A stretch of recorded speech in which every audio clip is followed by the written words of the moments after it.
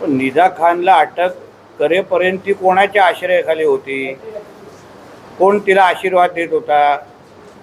ज्या निदा खानने कॉर्पोरेट जिहादच्या नावाने आपल्या या हिंदू राष्ट्राला इस्लाम राष्ट्र बनवण्यासाठी मनसुबे आखलेले, आमच्या असंख्य हिंदू माता भगिनींना तर धर्मांतर करण्यासाठी तिने पुढाकार घेतलेला, ती नेतृत्व करत होती, अशा निदा खानला अटक MIMच्या कॉर्पोरेटरच्या घरी केलेला आहे.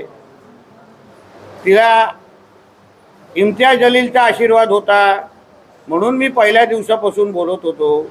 आम्ही नेहमी हा विषय मांडतो की ही MIM नावाच्या हा जी काही राजकीय पक्ष आहे ती एक दहशतवादी संघटना आहे. PFI, ISI, अल-कायदा हे त्याच्यामध्ये आणि MIMमध्ये काहीच फरक नाही आहे. कारण का ते लोक पण जिहादच पसरवतात.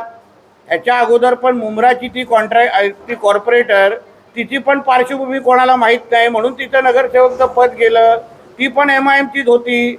आता हे पण MIMच्याच लोक ह्या जिहाद पसरवणाऱ्या लोकांना आशीर्वाद देत आहे. म्हणजे नेमकं तो राजकीय पक्ष विधायक आणि सामाजिक कामं करण्यासाठी आहे की जिहाद्यांना आश्रय देण्यासाठी आहे? म्हणून जसं PFIला आपल्या भारतामध्ये बॅन करून टाकलेलं आहे, तसं लवकर या MIM नावाच्या दहशतवादी संघटना जी आहे ज्या माध्यमातून फक्त जिहाद केला जातो त्यांनाही लवकरात लवकर त्यांच्यावर बंदी टाकली पाहिजे. आणि ज्या इम्तियाज जलीलला पण अटक केली पाहिजे, त्या कॉर्पोरेटरला पण अटक, नगरसेवकाला पण अटक केली पाहिजे. निदा खान हा फक्त मुखवटा आहे.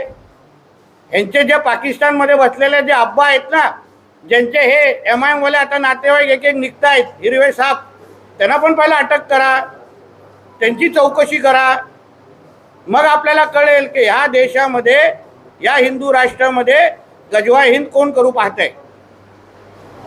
दादा, इम्तियाज जलील यांनी दुपारी बोलताना सांगितलं की माझा त्याच्याशी काही संबंध नव्हता, परंतु जे कोणी आता आहेत ते चिटूक मिटूक पुढे बोलायला येत आहेत.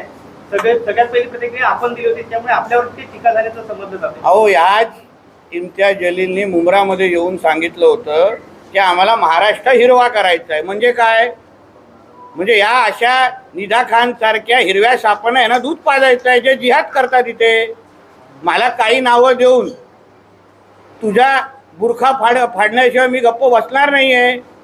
आणि ह्यामुळेच तर आम्हाला आमच्या हिंदू धर्मावर, सनातन धर्मावर अभिमान आहे ना. कारण का खरातला जेव्हा अटक केली तेव्हा आमच्यातला कोणच हिंदू बाहेर येऊन त्याचं संरक्षण केलं नाही, त्याला वाचवायला पुढं आलं नाही. कारण का त्यांनी माता भगिनींचं आयुष्य खराब केलं होतं. म्हणून कुठलाच एक हिंदू, मग तो राजकीय क्षेत्रामध्ये असेल कुठलाही, संरक्षण द्यायला पुढे आला का? पण ह्यांच्यातले कोणी तुम्ही जिहाद करा, कोणाचं धर्मांतर करा, तरी हे लोक वाचवायला पुढे येतात. आणि मग आमच्यावर का टीका होते आम्ही हिंदू मुसलमान करतो?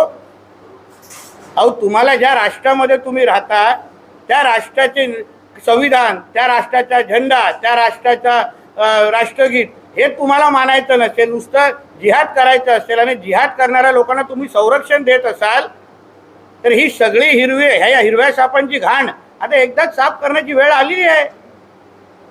निदा खानला पोलीस कोठडी सुनावल्यानंतर आता तिला दिवसातून 2 वेळा तिच्या आईला भेटण्याची परवानगी दिलेली आहे. ते ठीक आहे, तू बघा, तू माननीय न्यायालयाचा निर्णय, तो कोर्टाचा निर्णय. पण निदा खान हा फक्त मुखवटा आहे, हा फक्त चेहरा आहे. त्याच्या मागचा जी काही ताकद आहे, जो काही अब्बा आहे ना, ती अब्बा पाकिस्तानमध्ये बसलेला जो काही जिहाद करतो त्यांच्यापर्यंत पोचणं हे आमचं देवेंद्र फडणवीस साहेबांचं सरकार करणार आहे. तुम्ही फक्त टप्प्याटप्प्याने बघा होतं काय. दादा, ओवेसी यांनी सांगितलं मी वंदे मातरम गीत गाणार नाही, कारण ते देवीचं गीत असल्यामुळे आमचा त्याला विरोध आहे. मग त्याचा नाडा पकडून आम्ही त्याला पाकिस्तानमध्ये पाठवून देऊ. हे अशा हिरव्या सापांच्या आम्हाला काही गरज नाही आहे. वंदे मातरम हे आमचं राष्ट्रगीत आहे, देशाचं गीत आहे. ज्याला हे म्हणायचं नसेल तर त्यांनी पाकिस्तानमध्ये निघून जावं. आणि ज्या दिवशी वंदे मातरम सुरू असेल आणि ओवेसी अगर बोलताना दिसला नाही आणि तो नेमका अगर महाराष्ट्रात असेल तर पैजामा काढून त्याला हैदराबाद पाडून देऊ आम्ही.